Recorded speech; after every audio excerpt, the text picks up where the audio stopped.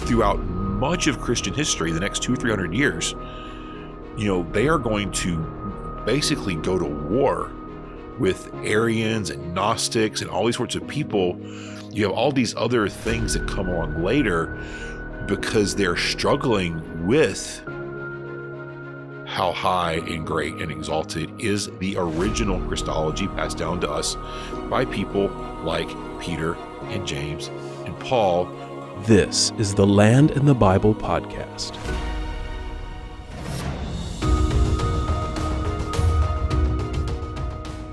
Hey, welcome to the Land in the Bible podcast. We are in episode 2 of Evidence for the Resurrection, and we're excited to talk about this today. So I think we have some really interesting and cool stuff to discuss. Yeah, we're still working on just sort of apologetics for the resurrection, why we can believe it, why it's credible.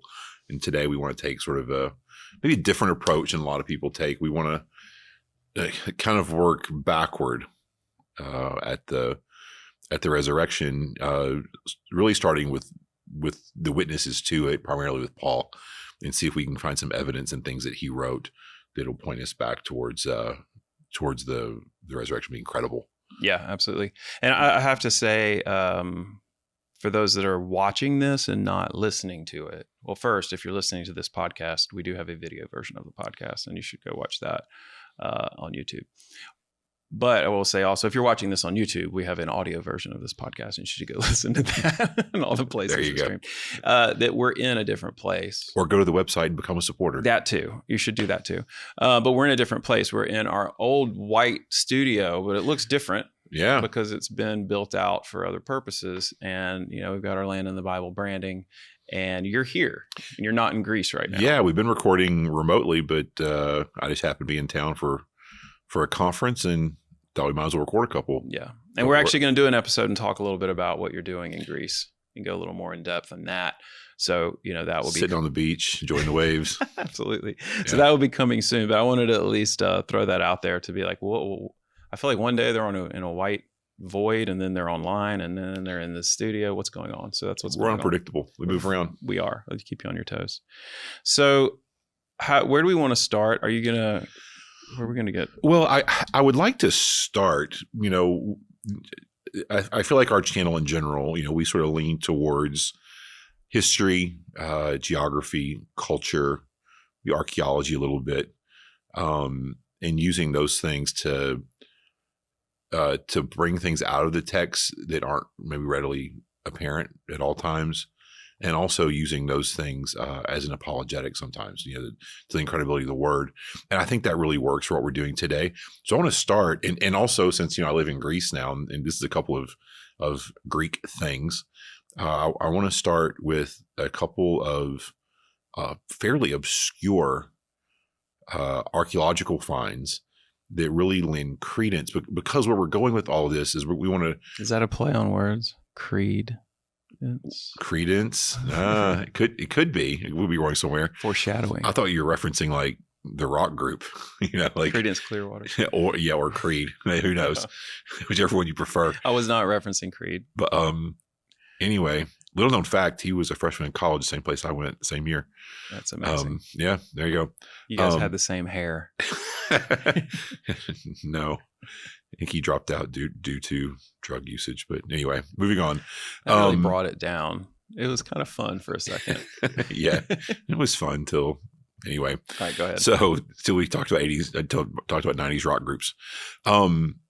Anyway, so what we want to do is establish that Paul's credible.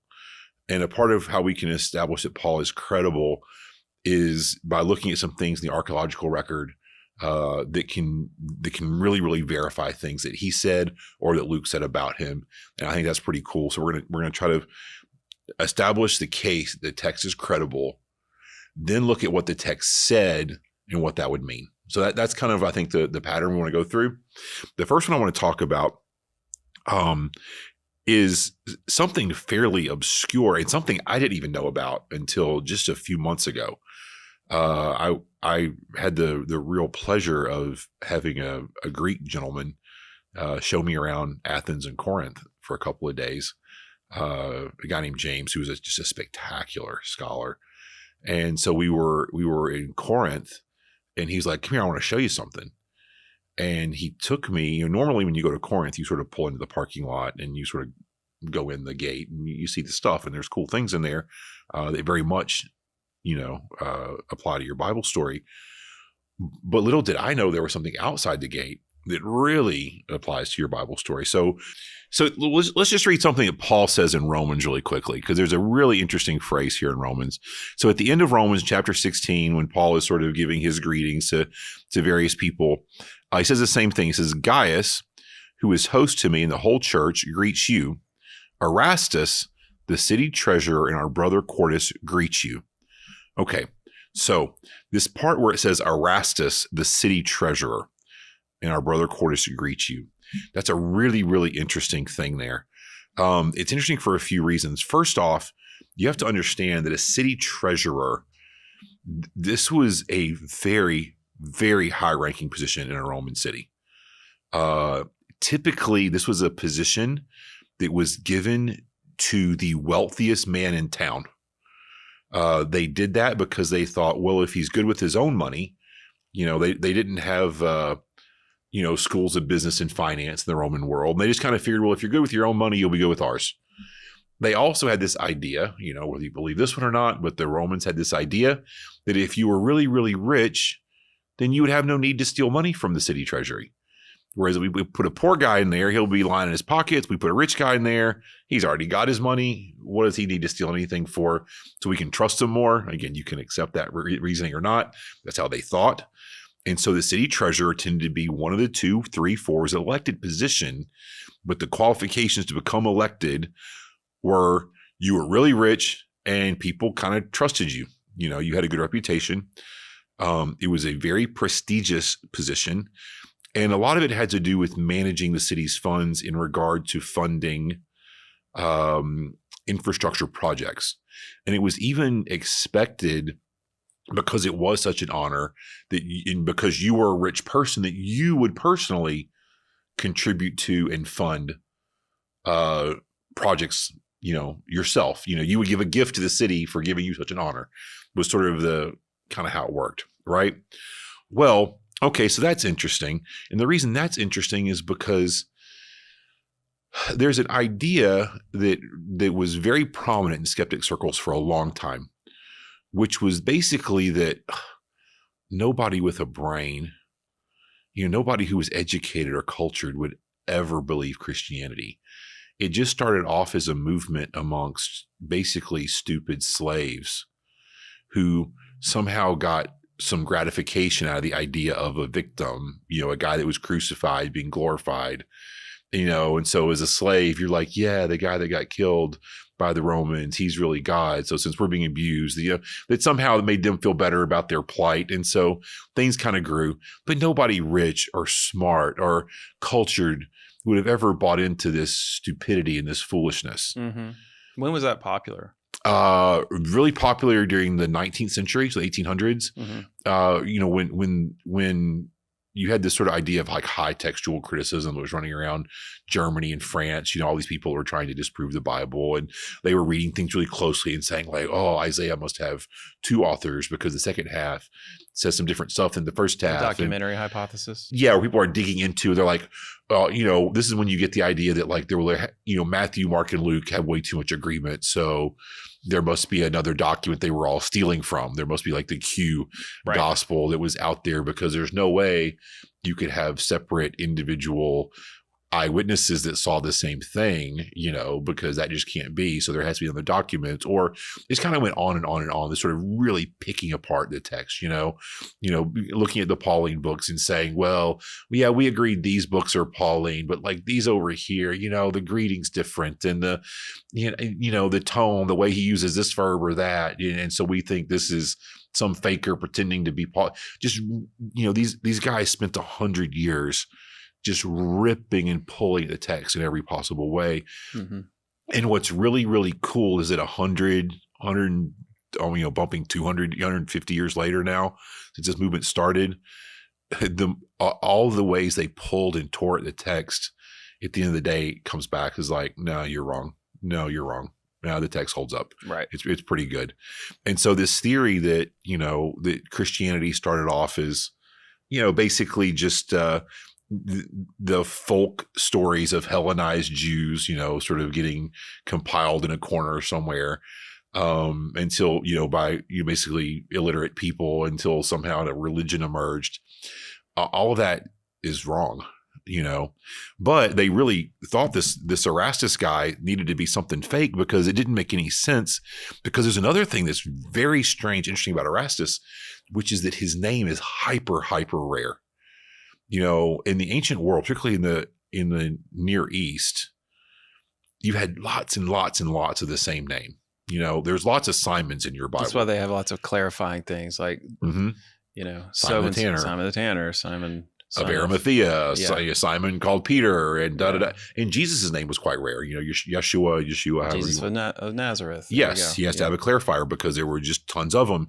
Marys. There was, you had to have Mary Magdalene, Mary the mother, Mary this, Mary that, because there were lots and lots of Marys. Which is around. another evidence for the historicity of the Gospels because of the name study that was done. That's correct. That we have the right proportion of the right names for the first century, which I think we talked about last episode. That was in the last episode. We talked about that. Well, so this is a bit of an outlier on that, because you have a guy with a name that's just really, really not rare, or not common, I should say. Mm-hmm. And above and beyond that, you have a name that in a way kind of doesn't belong in the Bible. It belongs in Corinth, though, because Erastus's name is derived from eros, so sexual love.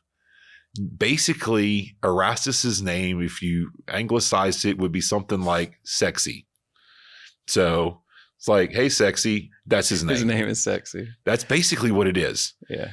So just is what it is, So today we are bringing sexy back. We're talking about him. Gosh. Did you plan that, or did it just happen? It just happened. So, but we are 2,000 years ago. We're bringing him back, and what we're going to talk about is, well, first off, some people thought, like, why is this even the Bible? Why would Paul even mention a treasurer? Because first off, the assumption again amongst these critics would be like, some working Jewish preacher, itinerant dude would never have access to the echelons of Roman authority, to the richest man in one of the richest cities in the empire. The Bill Gateses of the Roman Empire wouldn't be hanging out with, some Jewish itinerant preacher. Like, that didn't happen. Mm-hmm. Much less, later on, Paul, because Erastus is mentioned 3 times later on, he's mentioned as a deacon, which means a servant. Okay. And we now think of the word deacon as a church official, but in the original meaning, it just means a servant. So like, my servant Erastus. So like, Paul later says, like, he works for me. And the people were like, no, So they somehow thought maybe was it some kind of like weird joke that Paul is like building into the text, that you've got this like weird name and whatever, that none of this makes any sense. Paul, this is weird. What are you doing? And then something happened. About 1929, I think, there were some people doing excavation work in Corinth, and they found a rock, and it reads something like this.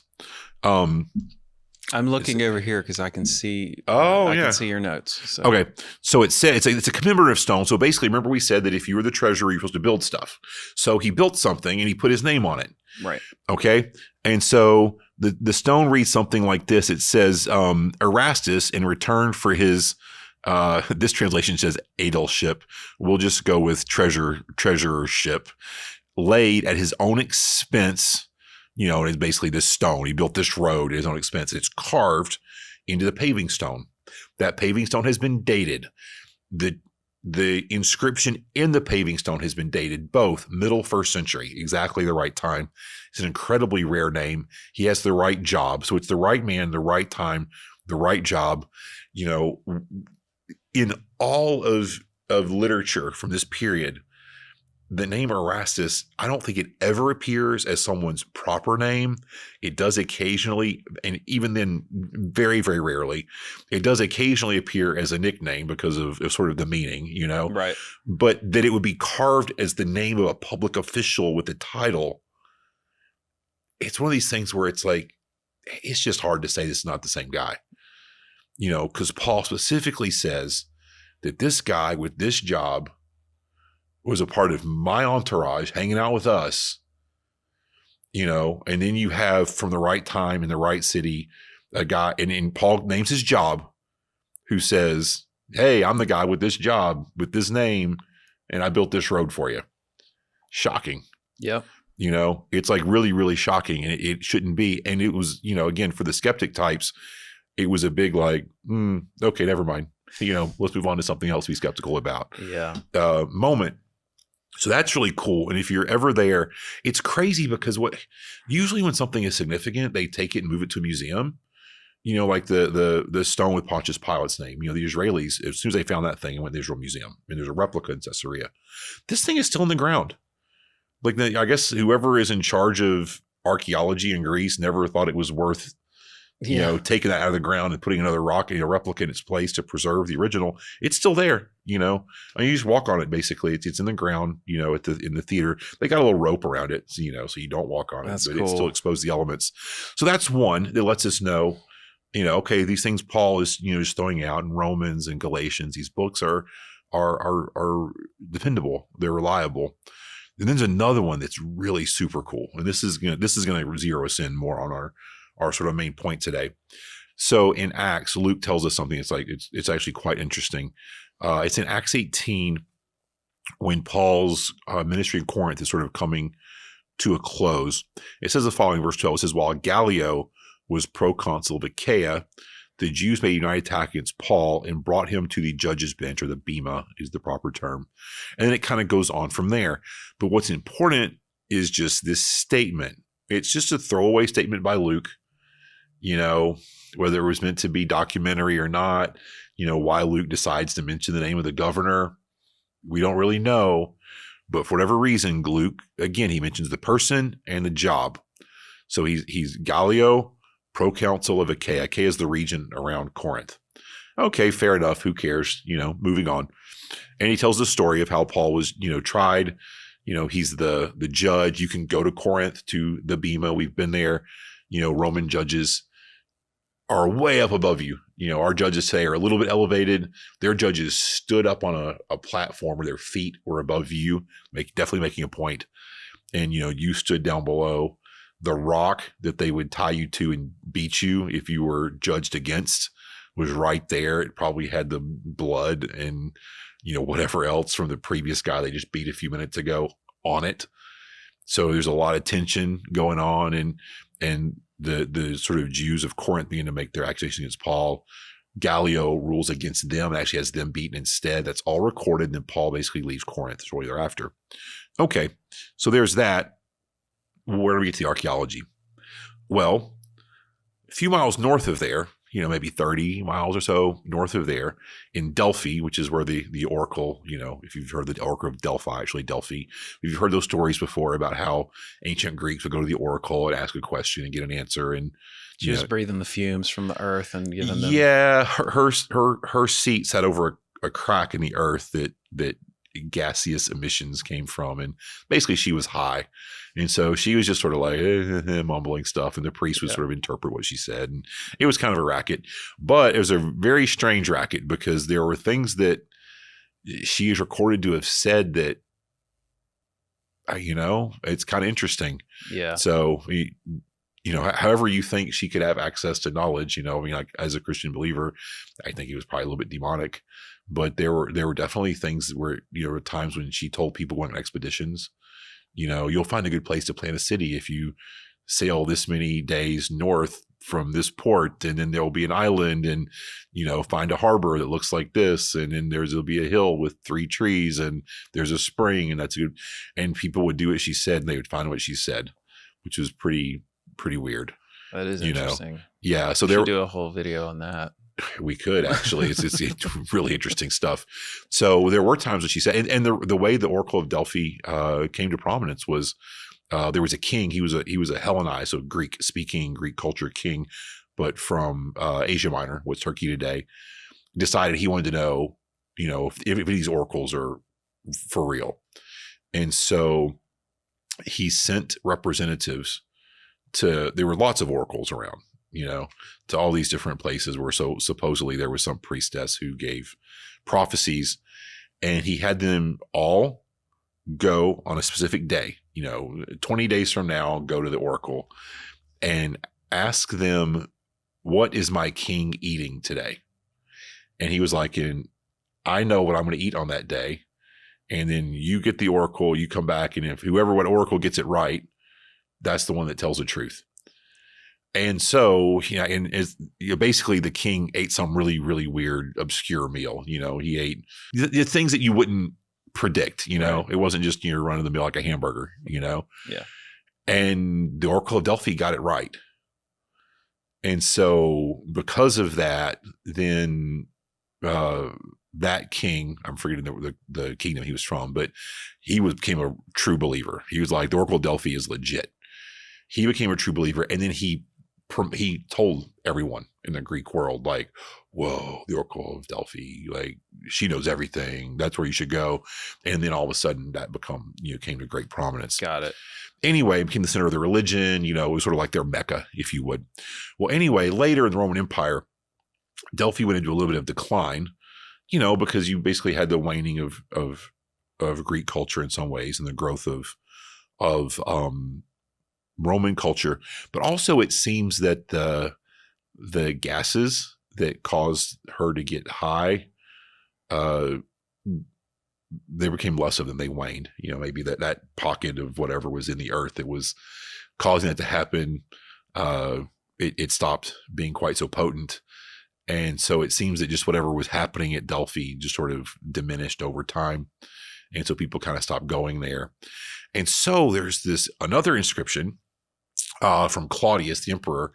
And he's basically saying like, hey, we want to restore Delphi to its previous, glory.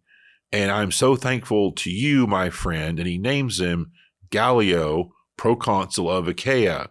I'm thankful to you for helping me in this process. And it's an inscription and it's on a wall in Delphi.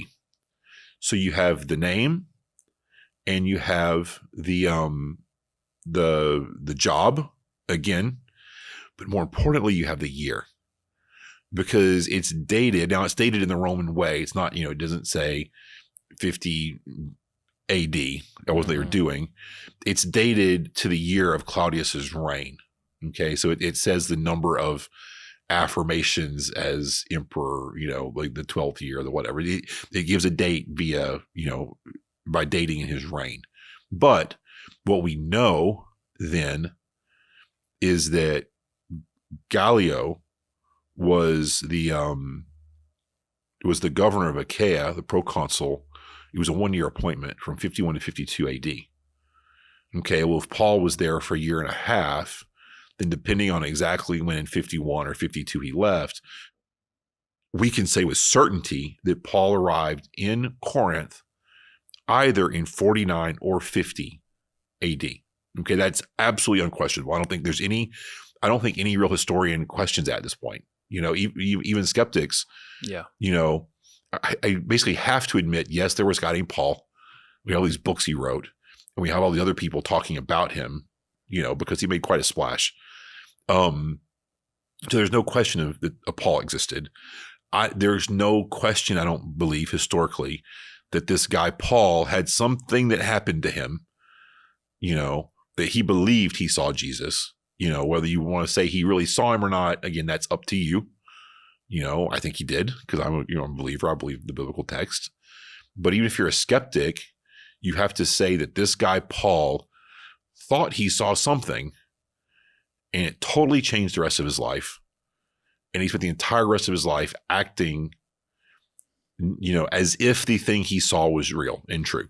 I don't think anyone can argue that. Yeah. Okay. And so then we can start dating these events, right? And what's important is another event that, that we can want to try to date is crucifixion. The crucifixion of Jesus I think is another event where, there are still a few holdout guys that just want to deny the world that are like, we don't know if Jesus really ever lived or not.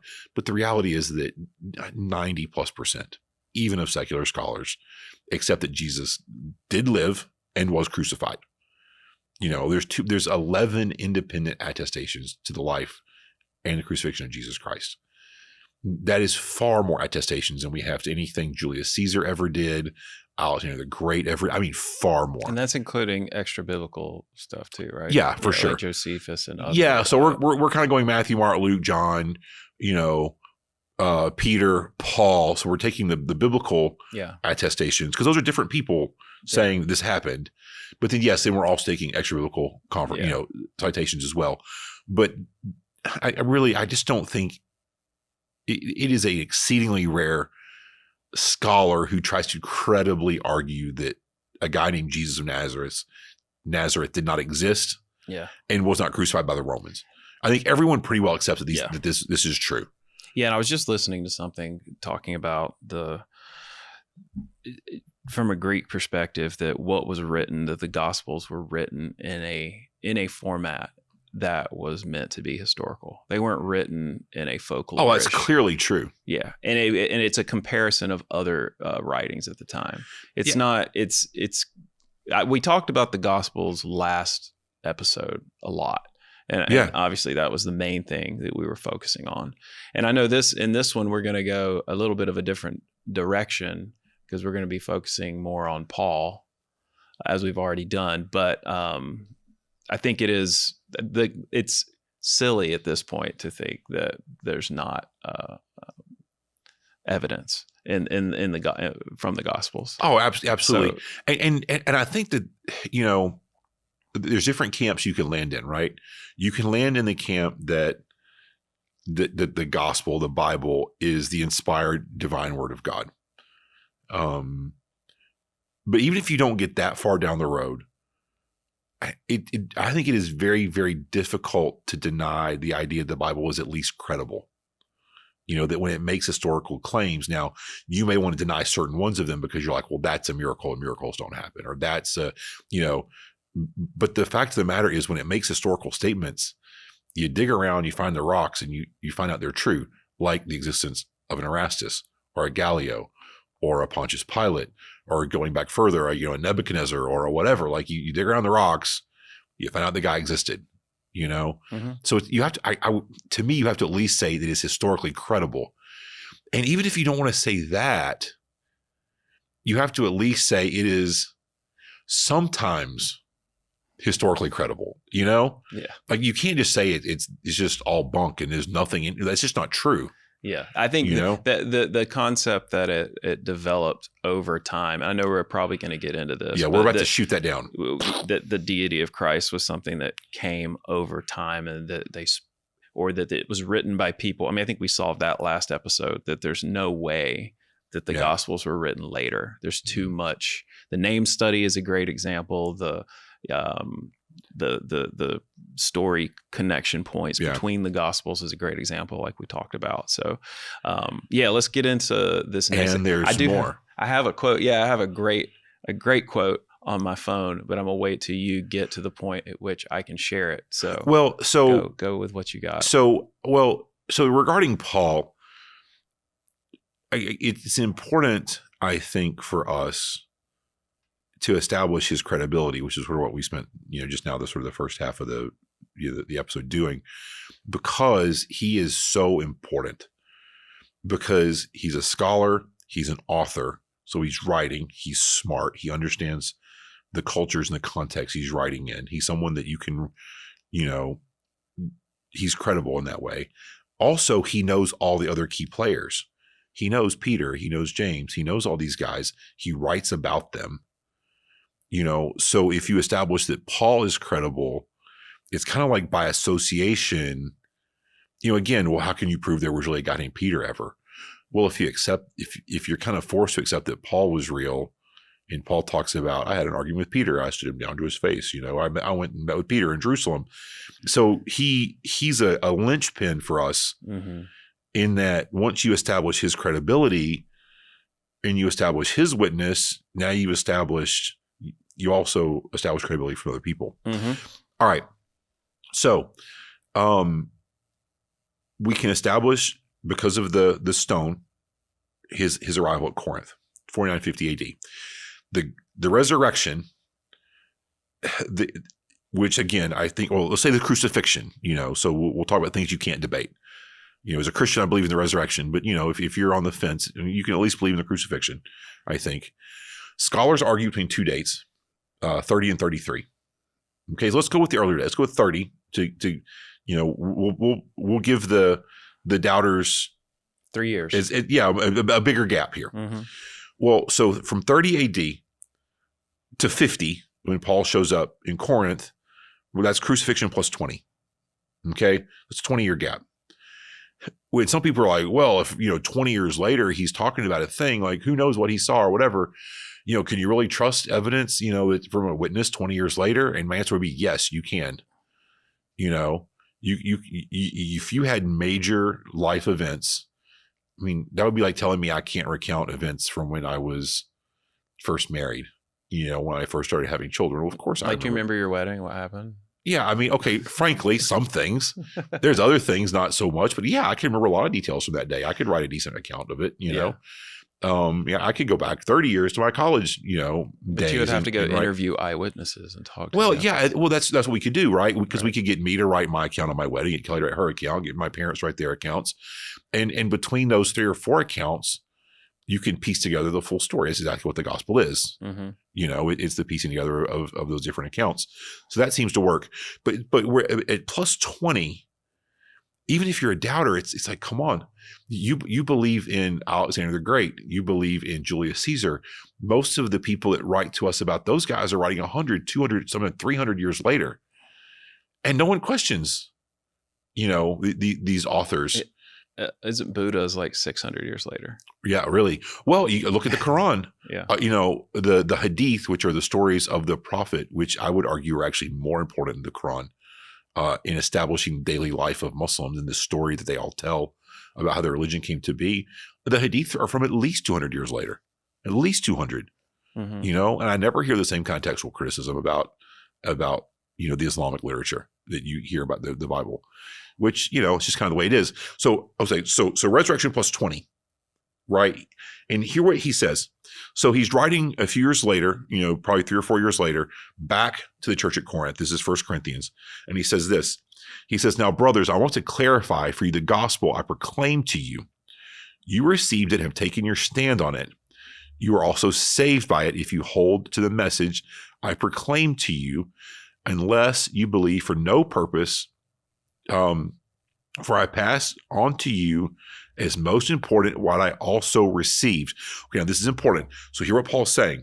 He's writing a few years later, so he's like at 55 or so, let's say, back to the Corinthians. He's saying the message has not changed since when I arrived there. So 49, 50. And that's the same message that I received. Okay, well, when did he receive the message? Right. So let's see how far can we kick this, ball back. And here are some things that we know. We know, for instance, we can read in Galatians, the end of Galatians 1, Paul gives us some other details. And Galatians and Romans and 1 Corinthians are all books that even the most skeptical person accepts, Pauline authorship of. So this is what he says there. Okay, he says this. Now I want you to know, brothers, the gospel preached by me is not based on human thought, for I did not receive it. There's that word receive from human sources. I was not taught it, but it came by revelation from Jesus Christ. Now, scholars date the Damascus Road experience at either crucifixion plus 2 or plus 3. Okay? Right. Okay, so this is 2 or 3 years post Christ when this happens, and he says, I received, right? He says, I'm skipping down a little bit. He says, I did not go up to Jerusalem to those who had become apostles before me. Instead, I went to Arabia and came back to Damascus. So when Paul receives the gospel, when he has his vision of Jesus, he goes immediately into the desert, okay? Mm-hmm. He says Arabia. Where I think he likely went is probably Mount Sinai. Because that's not exactly Saudi Arabia as we would say it today, but I think it is Arabia in general, as Paul would say it back then, the land of the Arabs, not necessarily what we call Saudi Arabia. I think he probably went to Mount Sinai, Mount Horeb, in the same place, because where else would a Jew go to hear from God? That's where Moses went. That's where Elijah went. I think if he thinks he's in that line, people that God is speaking to and through, then that's probably where he would go. And then it says this. So he travels to the desert. He comes back. It says, then after 3 years, I did go up to Jerusalem to get to know Cephas, and I stayed with him 15 days, but I didn't see any other apostles except James, the Lord's brother. So after 3 years, so your crucifixion plus 3, he has his plus 2 or 3. Plus 2 or 3. Well, it's okay. Plus 2 or 3. Yeah, I'm giving him the benefit of the doubt. I'm pushing as far back as we can, right? Yeah. Then he goes 3 years after that to Jerusalem, basically to talk to Peter and James and get confirmation that, hey, this is what I saw. Am I crazy? Like, this is what I believe was given to me. Are you on the same page? And he has this 15-day meetup with them. So he's saying to the Corinthians in crucifixion plus about 23, that in crucifixion plus 20, I told you what I received. In crucifixion plus 3, that was confirmed in crucifixion plus 6. If you give it its wider berth. But he's saying there's this unbroken chain from what there's another place where he says, when he talks about the apostles, he basically says, they added nothing to me. Yeah, they added nothing to me. Yeah. What I heard from Jesus is what they told me. I confirm what they said. They confirm what I said. We're saying the same stuff. Yeah. That's in his meeting in 6, right? With them. All right.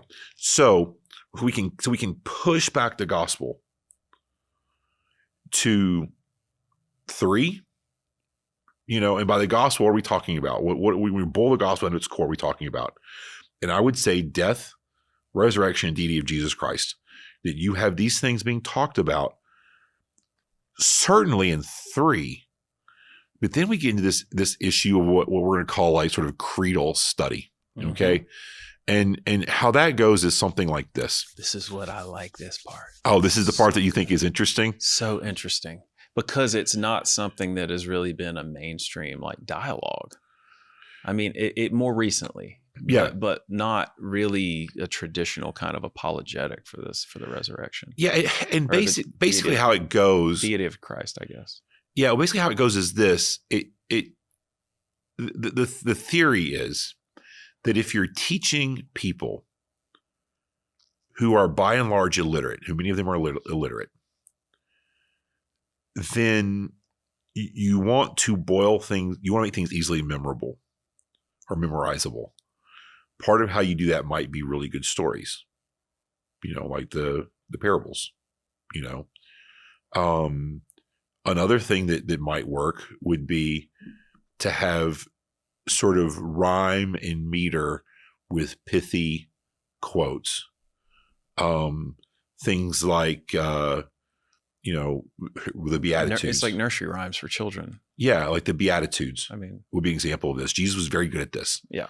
Do unto others you have do unto you. Things like that are often they are stated in sort of a da-da sort of, kind of like the way Shakespeare wrote, but not that fancy. But there's a cadence, there's a rhythm to the way you pronounce the words and the way you say it. And it's supposed to flow in a certain way. And nursery rhymes is a wonderful way of saying that. And so when Paul gets into talking to the Corinthians and summarizing what I received, he then delivers that. He delivers a Greek nursery rhyme, it's not exactly iambic pentameter, but like it's a sing-song rhyming scheme version of the creed. And you look if in most translations, you look at 1 Corinthians chapter 15, starting with verse 3, you'll see that your Bible is going to put it in like sort of poem form, and it basically says, that Christ died for our sins according to the scriptures, that he was buried, that he was raised on the third day according to the scriptures. You can even see in that, even though we can't hear the Greek and hear that it would have a da-da-da-da-da-da-da sort of form, you can still see that the scriptures, right? Then he appeared to the 12. Then he appeared to over 500 brothers at one time. Most of all of them were still alive, but some had fallen asleep. Then he appeared to James, the apostles. And last of all, as to one abnormally born, he also appeared to me. But the part at the top about the died for our sins according to the scriptures, buried on the third day, what scholars believe is this was something formulated by the early church really, really early. The interesting thing about that is it's not only conservative scholars, but even liberal scholars. Like I was just listening to something this morning from Gary Habermas, and he was talking about the fact that the Jesus Seminar, the majority of Jesus Seminar, which are hyper liberal skeptics, will allow and agree that is Pauline. Yeah. So that's pretty fascinating because that pushes it back like before Damascus. So you're looking at like that was in circulation. That was in circulation by 1 or 2. So that, and some people say that they feel like they can push it more back to like plus 3 months. Yeah. Right. Within months. So that really blows up the whole, well, they just made Jesus deity later. Yeah. And we talked about this in the previous episode. At the end of the day, I think what we can clearly establish is that the people who were eyewitnesses believed in the death, resurrection, and deity of Jesus Christ. Yeah. The people who would have the easiest way of disproving it, being like, no, I saw his body. And then someone else comes along and says, whatever, he was, that was a hallucination. And like, no, I saw him. Well, they could just gone and pulled the body out and been like, nope, there's his dead corpse. Oh, never mind.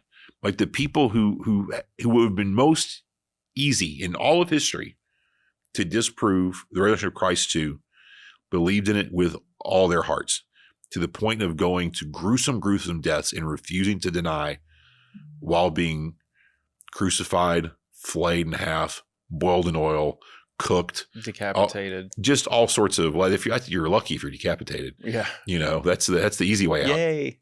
Yeah, that's the merciful beheading, right? So, that people went to gruesome deaths, were tormented, were put in prison, and all they had to say was like, "Okay, my bad," and they wouldn't, and they were eyewitnesses. I mean, to me, that becomes incredibly compelling evidence. And then you start to, again, if you just desperately need to hold on to that skepticism, then you start to talk about like, well, maybe they all, I don't know, hallucinated something. Well, we talked about that last episode too. And it's a little bit, the links you have to go to kind of, I don't know, to disagree with it or to be a skeptic. To think that 500 people had the same hallucination, they all agreed about what it was like, and that no one ever just produced a body and said, you're all idiots. Yeah. When it was grief visions, like, well, people can see their dead relatives or something, like when they're really sad. Yeah, but usually the other relatives are like, he's gone crazy. He sees her. Now, you know what I'm saying? Yeah. Like it doesn't usually have the kind of credibility that causes tens of thousands of people to follow it. But I think historically, the other thing is just really important to point out is that the highest Christology is the earliest Christology. Right. Exactly. Throughout much of Christian history, the next 200-300 years, they are going to basically go to war with Arians and Gnostics and all these sorts of people who were like, yeah, Jesus was pretty good, but he wasn't like the eternal embodied Son of God. He kind of like if you're Arian, he was kind of like promoted because he was real good to Son of God. Or if you're Gnostic, you're like, well, he didn't really have a body and like suffer like that. He was a spirit being, You have all these other things that come along later because they're struggling with how high and great and exalted is the original Christology passed down to us by people like Peter and James and Paul, who were around in the first century, who, if they were not exactly first witnesses, certainly had access to the first witnesses in the hundreds, eyewitnesses. If you don't accept Paul's vision that he actually saw a risen Jesus, again, which as a biblical conservative, I do. But even if you don't accept, if you think he just saw something, what you have to certainly accept is the fact that he had the ability to go to Jerusalem and talk to thousands of people who were all there and say, well, what did you see that day? What did you see that weekend? And get their accounts. And what you see is that he's not dissuaded. He has his vision. After 3 years of going out in the desert and praying, pondering, thinking about it all, he goes to Jerusalem to confirm, this is what I saw, this is what I believe. And he says that they are telling the same story.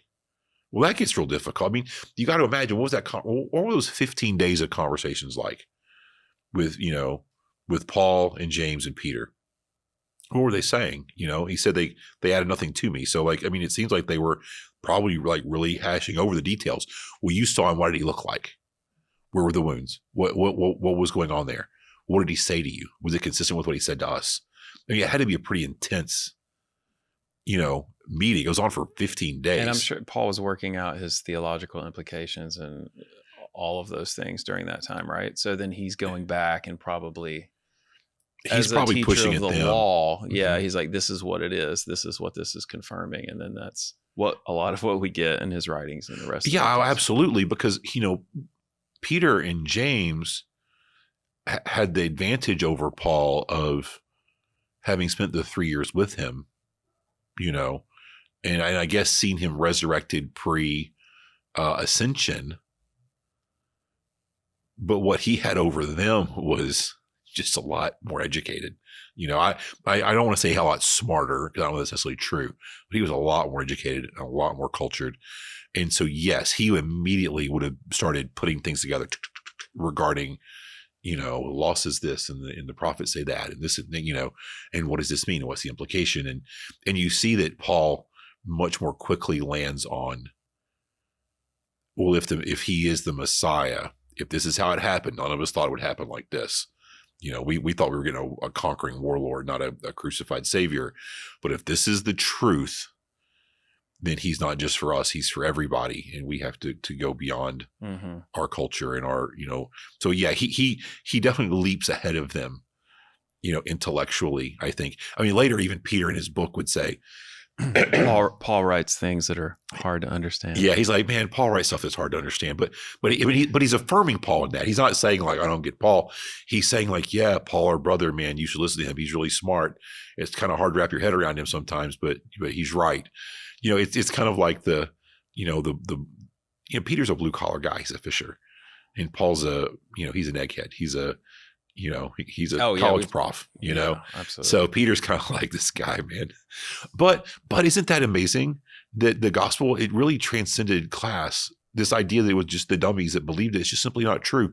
Paul was no dummy. Right. Erastus was no dummy.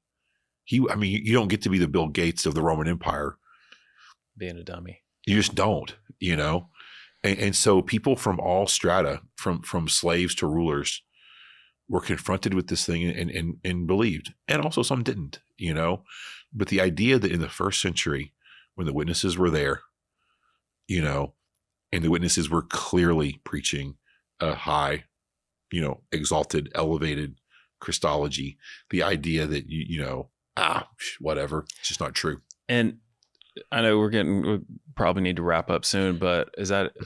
Yeah, that's the main point I wanted to make, was just like we have the evidence of the witnesses. They are credible. Yeah. They're credible archaeologically. They're credible textually. They're historically, we have credible witnesses, and they all say the same thing, that he was buried and he came back, and they're saying that almost immediately. Yeah. I think immediately. We can prove almost immediately. Yeah.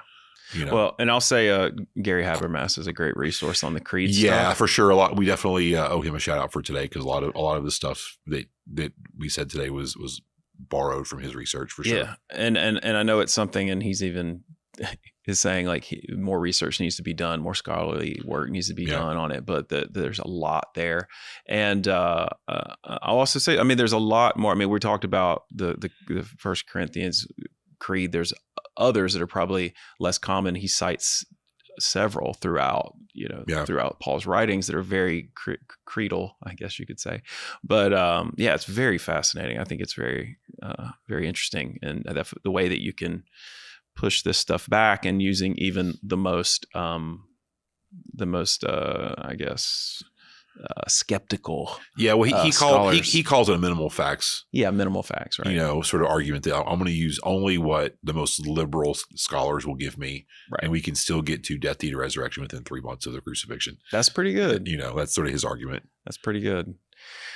Well, this has been really cool. So I hope everyone has enjoyed the evidence for the resurrection series, this little 2-part thing. So it'll be a little bit interesting, because if you're watching these or listening to these, this is going to kind of jump in. If you're watching these online, you're going to see our series we did like a year ago about Passion Week, but then we're going to come up right with this one, because this is great. I feel like it pairs really nicely with that. And we've got Easter coming up, because this is coming up really soon. So we'll get this out.